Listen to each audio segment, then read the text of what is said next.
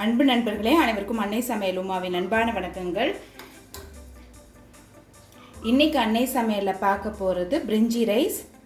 நம்ம நிறைய கல்யாண வீட்டில் சாப்பிட்ருப்போங்க. இன்னைக்கு வீட்டிலே எப்படி சுலபமாக செய்யலான்றதை பார்க்கலாம். குக்கரில் தேவையான அளவு எண்ணெய், 3 பிரியாணி இலை, 3 பட்டை, 3 ஏலக்காய், 1 டீஸ்பூன் சோம்பு,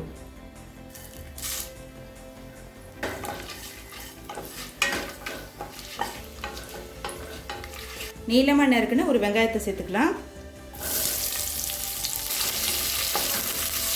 இது நல்ல பெரிய வெங்காயமாக இருந்ததுங்க, அதனால் நான் 1 போட்டிருக்கேன். மீடியம் சைஸாக இருந்ததுன்னா 2 போட்டுக்கோங்க. அடுத்தது 2 தக்காளி,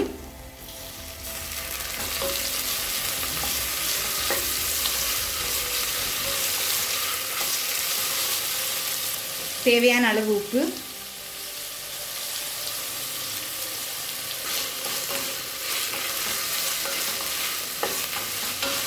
நம்ம மசாலா அரைச்சிக்கலாங்க. கைப்பிடி அளவு புதினா, கைப்பிடி அளவு கொத்தமல்லி, 8 பல் பூண்டு, ஒரு சின்ன துண்டு இஞ்சி, 1 பட்டை, 1 கிராம்பு, 1.5 டீஸ்பூன் சோம்பு, 6 பச்சை மிளகாய். இப்போ இது எல்லாத்தையும் மிக்சியில் நைஸாக அரைச்சிக்கலாங்க. இப்போ அடுத்தது நம்ம அரைச்சி வச்சுருக்க மசாலாவை இதில் சேர்த்துக்கலாம்.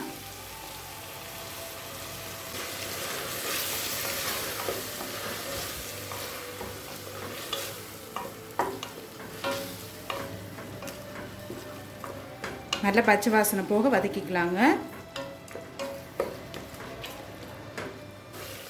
இப்போ பச்சை வாசனை போக நல்லா வதக்கியாச்சுங்க. இப்போ 1/4 டீஸ்பூன் மிளகாத்தூள் சேர்த்துக்கலாம். மிளகாத்தூள் கலருக்காக தாங்க சேர்க்குறோம், இல்லைன்னா அப்புறம் மாதிரி பச்சையாக மட்டும் இருக்கும். அடுத்தது 1/4 கப் கேரட், 1/4 கப் பீன்ஸ், 1 உருளைக்கிழங்கு,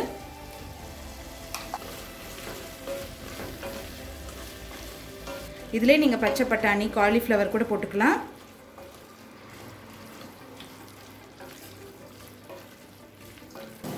அடுத்தது 3 கப் தேங்காய் பால் சேர்த்துக்கலாம்.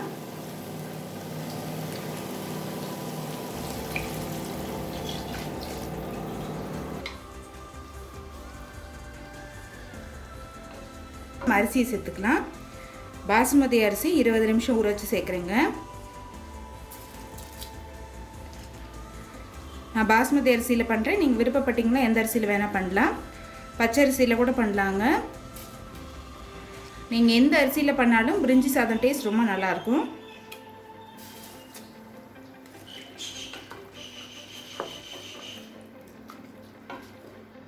கொஞ்சம் புதினா போட்டு ஸ்டவ்லேருந்து 2 விசில் வந்தோடனே இறக்கி வச்சிடலாம்.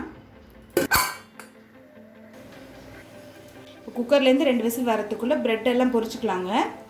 ப்ரெட்டை இது மாதிரி ஸ்கொயராக கட் பண்ணிக்கோங்க.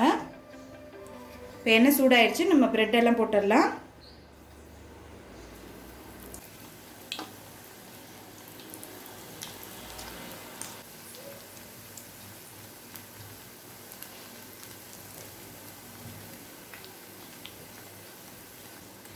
கலர் மாறிட்டு நல்லா கிறிஸ்பி ஆகணுங்க.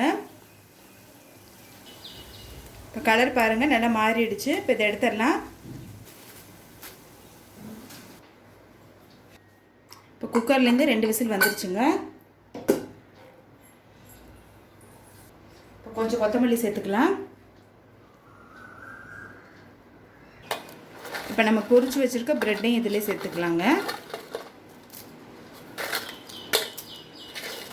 இப்போ நல்லா மிக்ஸ் பண்ணிக்கலாம்.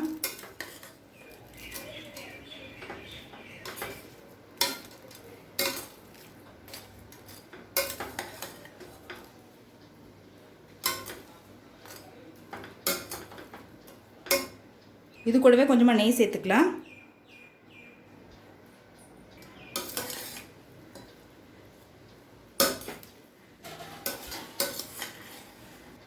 தேங்காய் பால் பிரிஞ்சி ரெடி ஆகிடுச்சுங்க. சர்வ் பண்ணிடலாம். இப்போ சுவையான தேங்காய் பால் பிரிஞ்சி சாதம் ரெடி ஆகிடுச்சு. ரெசிபியை ட்ரை பண்ணி பாருங்கள், கண்டிப்பாக உங்களுக்கே பிடிக்கும். ரெசிபி பிடிச்சிருந்ததுன்னா வீடியோவை லைக் பண்ணுங்கள், கமெண்ட் பண்ணுங்கள், ஷேர் பண்ணுங்கள். இது வரைக்கும் அன்னை சமையல் சேனலை சப்ஸ்கிரைப் பண்ணலன்னா சப்ஸ்கிரைப் பண்ணுங்கள். தேங்க்யூ.